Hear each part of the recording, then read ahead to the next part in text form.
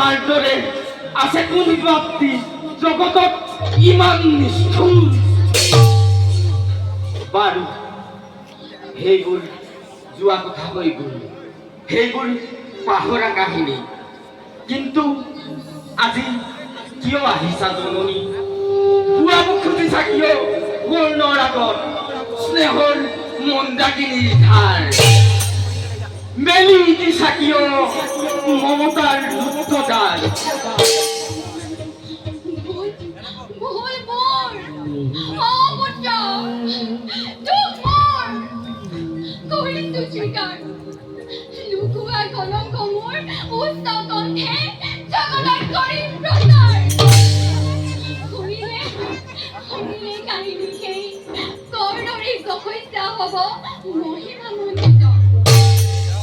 অভিমানী পুত্ৰ মোৰ সেইভাবে দিয়া আজি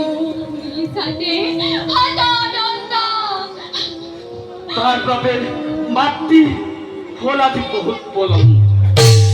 তাৰ বাবে দুখ মই দি দিওঁ তোমাক, দুখ মোৰ নিজ অদৃষ্টৰ।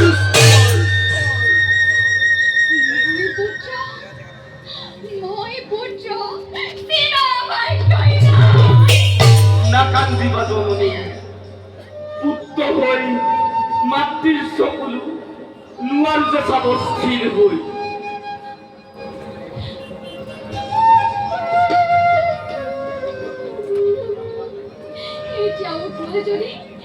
দিবলৈ সহ্য কৰিছ কষ্ট ভাতা আহিব লৰি যদি চিৰিমাটো ল'ব তোমাৰ আগত শ্ৰেষ্ঠ তুমি শ্ৰেষ্ঠ পাণ্ডৱৰ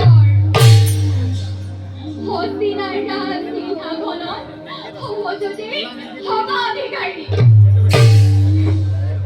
নেলাগে নেলাগে মাতৃ, সিমান সৌভাগ্য মোক।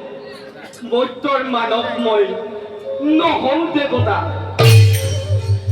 নাকিবা মোৰ আগত সৰগৰ নন্দনৰ ছবি। পৰা নাই হাবিয়া পাণ্ডৱৰ জ্যেষ্ঠ হবলৈ। দুৰ্যোধন মহামিত্ৰ মোৰ, শুভাকাংক্ষী মোৰ, যাৰ কৰুণাৰ বলত লাভ কৰি ৰাজপদ অতুল সম্পদ। সেইবাবেই ভাৰত যুদ্ধত মই অস্ত্ৰ তুলি।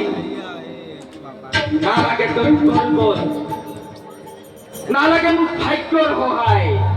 আছে মোৰ বাহুবল, আছে মোৰ পুৰুষত্ব হৈ। তাৰ সহায়তে অধিকাৰ কৰি ল'ম জগতত নিষ্পাপ্য স্থান। হে জননী, তথাপি কওঁ মই তোমাক, ৰবা তুমি চিৰকাল মাতৃ হৈ পঞ্চ সন্তানৰ। কি ভৰসা আছে তোমাৰ কথাত?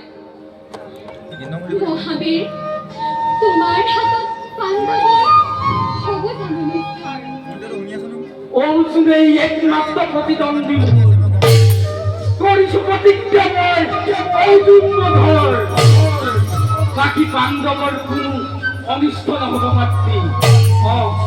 বাকী পাণ্ডৱৰ কোনো অনিষ্ট নহয়। খুনিৰ প্ৰতিশ্ৰুতি তোমাৰ লঠিলো মনত, কিন্তু পুত্ৰ অৰ্জুনো নৰবনে জীয়াই। সেই কথা কোনেও নাজানে। অৰ্জুন থাকিলে এই কৰ্ণ নাথাকিব। কিংবা থাকে যদি মহাৰথী কৰ্ণ জীয়াই, অৰ্জুনৰ নিষ্ঠাৰ নহব। যোৱা মাতৃ, পঞ্চপুত্ৰ যেনে তেনে থাকিব তোমাৰ।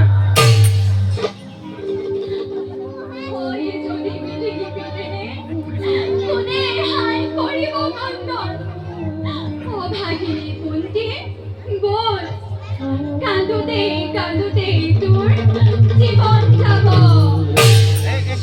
পুত্ৰ কৰ্ণ আহিলো এতিয়া, থাকে যেন প্ৰতিশ্ৰুতি মনত তোমাৰ, থাকে যেন প্ৰতিশ্ৰুতি মনত তোমাৰ।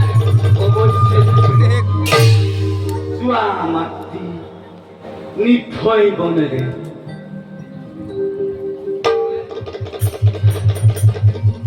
কৰ্ণৰ হিতৰ বাবে আজিও তুমি আহিলা দুজনী আহিছিলা পাণ্ডৱৰ হিতৰ বাবে আৰু তাকে পাই খুচি গলা তুমি তাৰ লগে লগে এই হীন উপেক্ষিত কৰ্ণ নাজানিলা কি দান দিলা উপহাৰ গ্ৰাহ্যকৃত নদী মাতৃ হৈ উত্তৰ আগত মেলি দিলা মৃত্যুৰ দুৱাৰ মাতৃ হৈ উত্তৰ আগত মেলি দিলা